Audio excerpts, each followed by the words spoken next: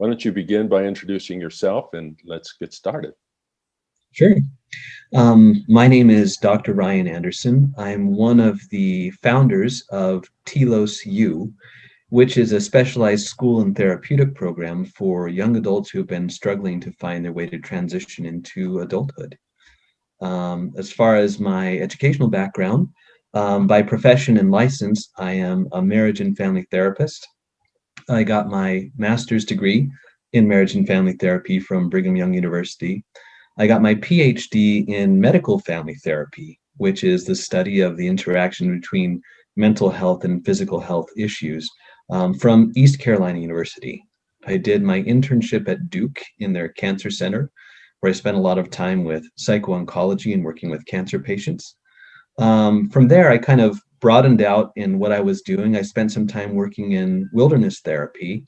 I was kind of drawn after a lot of end of life work. I was kind of drawn towards working with youth who still had their whole life in front of them and trying to find powerful ways to help them find a path forward with their families and with connection, with meaning. You, And you from there, say the wilderness. Did you say wilderness? I What was what working. what did you do in that aspect? So I was working for a program called Outback Therapeutic Expeditions, and the model is one where we take young men and young women, both who have had struggles academically, struggles with mental health issues. I spend a lot of time working with PTSD, anxiety, depression, and other just kind of behavioral concerns. And we take them out into the wilderness, and the way that we approach things is really quite unique. It's not a punitive level program. You've heard about boot camps and brat camps. It was nothing like Right. that at all. But what we did is we put ourselves in the same situation as them, where we would live primitively. So we had a couple of modern conveniences like sleeping bags and clothing, but besides that, all of our equipment and tools we actually made ourselves using old Native American techniques. So we made our own backpacks, all the tools that we used for cooking and for preparing all kinds of things. And one of the things this did was it allowed us to take all of us, including me as a therapist, outside of our comfort zones, have to work together to find a way Yeah. to connect and work through. And one of the cool things about working in that is you run into all of your challenges in a variety of ways. Whether it's, hey, I have this really negative sense of myself. I don't believe I can do anything. I've had failure after failure. And then we have you face things that feel impossible to you, like learning to make fire with nothing but sticks and rocks that you find, no matches, no torches, nothing like that. And it was just this incredible healing place. And I really, really loved the work that I did there. Where at? So it operates out of the West Desert area in Utah. And so after a long series of things went on, I spent a lot of nights out there in the wilderness kind of imagining what would the right help for these students look like if I were to design it from the ground up, and kind of played around with that a lot in my head. So to fast forward a little bit, I was at a conference, and at the conference, I ran into Tony Mosier, who's one of the founders of Telos's teen program. And I'd always had a lot of respect for the work that they did with teenagers. And I always thought, if anyone was going to do this right, I imagine it would be someone like Tony Mosier. So he and I got in a bit of a conversation in an elevator, and we talked a little bit about this particular population and the worries I had about them moving forward and some ideas I had. And we both looked at each other and said, wouldn't it be great if there's some place that was really designed for that? And then we both walked out of the elevator and went about our business. But a couple weeks later, I actually called him back up and said, what if we did it? What if I teamed up with you and we kind of worked together to design this place and create what it could be? What if we made the thing that we're saying we wish was out there? And we were just crazy enough that I pitched the idea to his other partners, and they all said, we feel like this would be a good idea. And that's where Telos U was born. So from there, it was a process of about 3 or 4 years of development of the ideas, finding the right place, gathering the right team just to get us launched. And we've been in operation just short of 4 years now here at Telos U, our young adult school. And I believe that Telos Teen School is going on, I want to say 15 years of operation now. And so the interesting thing about the school is it's an integration of both very comprehensive mental health support. Again, it's not about behavioral modification or punitive measures, but it's recognizing people who fit that particular profile have very specific ways of perceiving the world, very different ways of processing that works for them, and different challenges and different things that work for them, and learning to work through things like anxiety and depression. They don't respond well to sort of an unmodified best practices, things like CBT and DBT. So over the entire 15 years of Telos operation, we've been doing our own internal research as well, and we've developed a number of different approaches, one that we call our processing approach, which is integrated into the therapy, to the community work, to the education, which really has worked to help this particular population of young men for teens and young men and young women for the young adults to kind of find their way. And the general idea behind this is we recognize we both need to help them figure out sort of how do I tick? And then the question is, how do I tick in the context of the larger world? Because we can go through a lot to accommodate and change the circumstances to fit their way of thinking, their way of processing. But we recognize they won't be with us forever. And so eventually we have to bridge that gap.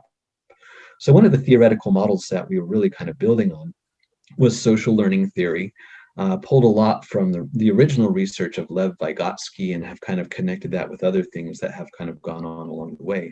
But recognizing that a scaffolding approach where first we're able to take the person, reduce the amount of stressors they're under to kind of get a baseline of how are they functioning. And then as we begin reintroducing some of those other stressors, like, okay, let's begin to integrate school again, let's begin to do some other things, but in a way where we have the ability to control all of the different variables, we sort of learn, here's what they're currently capable of on their own. Here's the way they tend to think. Here are the strengths about that that are not being capitalized. And here are the weaknesses around that that they haven't yet learned how to compensate for. So what we do from there is we build a structure where we're saying, let's help create a realistic first target. And everything's about steps, working your way upwards. And we help them find, all right, here's what you're capable of. And here's kind of the end goal of where you need to be able to fulfill your goal, whether that's you eventually want to graduate from college, or you're someone who wants to go into a trade of some kind. Or we've even had students start their own businesses, actually. Some of Oh, them really? doing better than I'm doing right now. So there's a lot of different routes, and we recognize that we're trying to help them and their parents get out of there's just one way to move forward into adulthood route. And so from there, we create a scaffolding of here's the larger task. We're breaking it down into micro pieces. We're helping them focus on developing skill around one of those pieces at a time. And the structure we build around that is enough to help them continue to meet their short-term goals. And as they develop competence, we begin to loosen that and move forward along that line of learning the micro skills until they find that right balance of here's what I can do on my own personal efforts. This is what works for me. And these are the external supports that I'll need. Because in some ways, one thing we've learned is having the mindset of being completely independent as a young adult is actually not super realistic, because most of us as young adults still rely heavily on mentors and people who help us along the way. A lot of us have accountants who help us with our taxes, or mechanics who help us with our cars. I know the supports I need. I embrace them both, and I know how to work that system. And that's what we're trying to help all of our students do. So here at Telos U, we go through that through a couple of phases. All of our students start off here in our main campus. And for some of our students, we're helping them finish up high school or a GED. For some of them, they've been able to finish that off, and they're looking at, well, what do I do with my life from now on? I really struggled in high school. I don't know how to move forward. And so here in our central campus, we literally have all of our services wrapped around them. For example, the therapist office is literally right in the living room of their common area, as is their life coach, who focuses on things like basic life skills. So whether it's hygiene or budgeting or whatever it may be, and we kind of have this comprehensive program that we wrap around them. One of the things we've recognized is when students come to us, they've usually gone through multiple layers of professionals who've helped them out, whether it's therapists, educational specialists, executive function coaching, things like that. And we recognize that, hey, there have been a lot of really capable people. Our job is to take the knowledge we've gained over our last 15 years of research and drill down and find what are the heavy hitting items. And a lot of them usually have something to do with those hardwiring issues, the way that they're different information processors and the way that changes things. And we're looking for, rather than having a list of 98 things we're trying to do with them, Hmm. drill down to the 3 to 5 sort of big ticket items, the heavy hitter things that if we help them make substantial change in those areas, it will get them unstuck. And then the process of growing and developing can happen the way it happens for everyone else. It's still one mess after another growing up for a lot of people.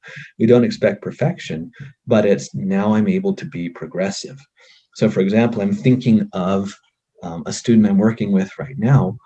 Before coming to us, when he would run into a problem in a class where he felt like he couldn't understand what the teacher wanted, or he's a brilliant mathematician, but when it comes to language arts and things like that, it's like he's saying it's not concrete enough for me. You can't tell me, hey, this is how you conjugate a verb because it just sounds right. He's like, it doesn't sound right. I don't work that way. And so we've done a lot of helping him figure out how he does work, how his ways of functioning help him accomplish that task. But he's also developed emotionally to the point now where he runs into that, hey, I feel like the teacher's being too abstract for me. He himself now is able to come out and say, hey, look, here's the accommodation I have with the university. So specifically, I'm going to ask you these questions. And if you're able to answer these questions for me, that translates it into my language, and I'll be able to do what you need to do. And I just watched him do that entirely on his own, worked through his anxiety, came out feeling confident, and got 100% on the paper, which is this is someone who had dropped out of school and had decided that his best option was to kill himself. Mm. And so it's this kind of process that you go through over and over again, and it's highly customizable. And so once our students are at a point where they're working and everything's going great for them in our central campus, kind of like that, what I learned in the wilderness is it's great that they do well in the wilderness, but it matters more that they do well after the wilderness. So how do we help them? One of the things we learned about a lot of our students with these information processing differences is they are great contextual learners, but they are contextual learners, and shifting things from one context to another is not an automatic thing. So we've created a 3-tier step down system for students who come to our school. So our second tier is, rather than having them live here with us in the school, in the residence, we have an apartment not far from here that is still staffed by some of our people who know all of our techniques and supports and things like that. And we have the student continue to go about their lives with whatever they've developed: school, social life, jobs, things like that. They have staff who are there available, and they still have full access to all of our supports, but it requires more initiative on their part. And so what we're looking for is for them to be able to maintain their gains in that sort of midway place. And then the third stage is for them to finish off the program by staying local somewhere, getting an apartment or a townhome or whatever it may be, continuing with their college, their trade school, their job, but essentially working with us outpatient a la carte as they need, and essentially producing for themselves long term my functionality. This is what I do, and these are the supports that I use.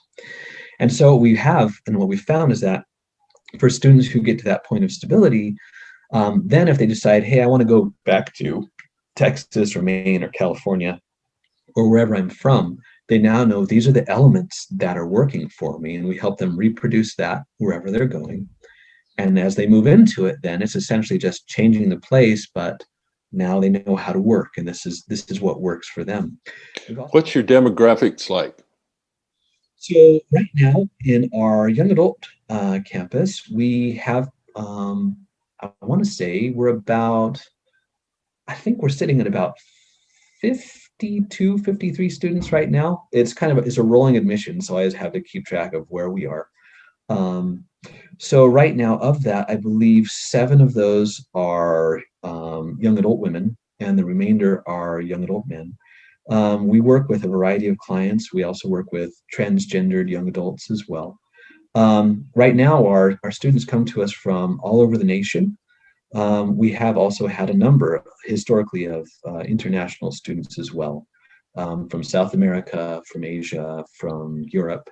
I would have to take a look. I spend almost all my time here on the young adult campus. I know right now, I believe the teen campus is sitting at around 60 students or so. And again, they pull from a large demographic.